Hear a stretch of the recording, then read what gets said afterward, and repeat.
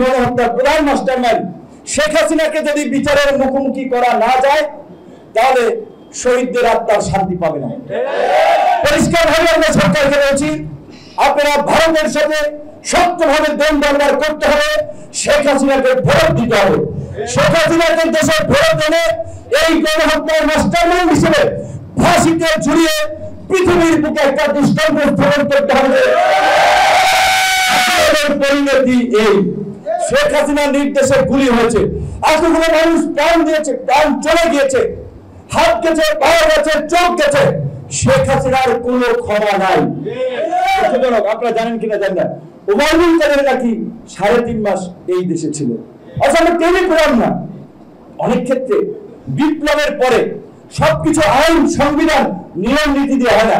আমরা বলেছিলাম যে তারা গুরুতর বিরোধী অপরাধের সাথে জড়িত ছিল, গুম, খুন, হামলা, মামলা, সবগুলোকে গ্রেপ্তার করে ফায়ারিং স্কোয়াডে নিয়ে 10 মাস দেওয়া দরকার ছিল। এখনই যদি আমরা বলি আবার ভোটাধিকারের জন্য আবার 5ই আগস্ট ঘটাতে হবে, না, স্বাধীন, আমরা অনেকে বলি এটা দ্বিতীয় মুক্তিযুদ্ধ, অনেকে বলি না, মুক্তিযুদ্ধ বলা ঠিক না। স্বাধীন একটা জাতির ইতিহাসে একবারই হয়, সেটা আমরা 71 সালে হয়েছি। এটাকে আমরা আমাদের দ্বিতীয় মুক্তি সংগ্রামের লড়াই বলতে পারি, আমাদের নাগরিক মর্যাদা প্রতিষ্ঠার লড়াই বলতে পারি, আমাদের অর্থনৈতিক সামাজিক মুক্তির লড়াই বলতে পারি।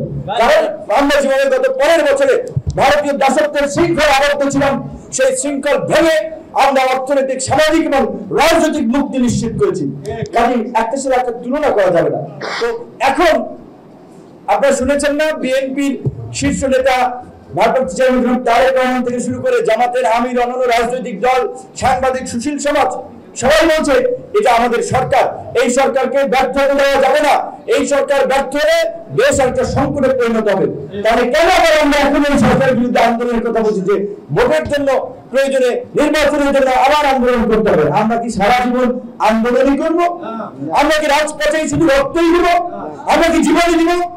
এই আন্দোলন সংগ্রামে 2000 মানুষ মারা গেছে, কয়জন এমপি ছেলে মারা গিয়েছে, কয়জন মন্ত্রীর ছেলে মারা গিয়েছে, কয়জন নেতার ছেলে মেয়ে বাচ্চা মারা গিয়েছে।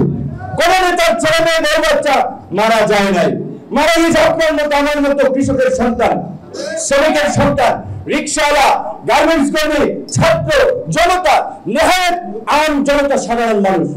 71-এ তাই হয়েছে, 90-এর স্বৈরাচার বিরোধী আন্দোলনের তাই হয়েছে, কিন্তু ফল ভোগ করেছে একটা এলিট, প্রতিষ্ঠিত ধনিক শ্রেণী, প্রভাবশালী লোকেরা। কাজী এইবার যেন সেই ব্যবস্থা না হয়, আম জনতার নেতৃত্ব প্রতিষ্ঠিত করতে হবে, জনগণের মধ্যে থেকে নেতৃত্ব আসতে হবে। জনগণ, সাধারণ জনগণের হাতে আমরা অসাধারণ ক্ষমতা আমরা দিতে চাই, যে ভোটাধিকার প্রয়োগের মাধ্যমে, অবাধ সুষ্ঠু নিরপেক্ষ নির্বাচনের মাধ্যমে তাদের নেতৃত্ব বাছাই করবে। যে এই সরকারের কাজ জাতীয় নির্বাচন করা কিংবা স্থানীয় নির্বাচন করা, আন্দোলনের আগে যে লেখা ছিল, এই সরকারের কাজ ফ্যাসিবাদী রাষ্ট্র কাঠামোর পরিবর্তন, ফ্যাসিবাদী রাষ্ট্র কাঠামোর বিলোপ এবং নতুন রাজনৈতিক বন্দোবস্ত।